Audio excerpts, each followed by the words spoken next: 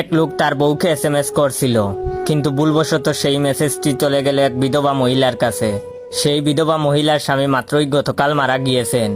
যাই হোক, মহিলা মেসেজটি খুললেন, পড়লেন এবং সাথে সাথে অজ্ঞান হয়ে মাটিতে পড়ে গেলেন। কি লেখা ছিল সেই মেসেজে, যে কারণে মহিলাটি অজ্ঞান হয়ে গেল?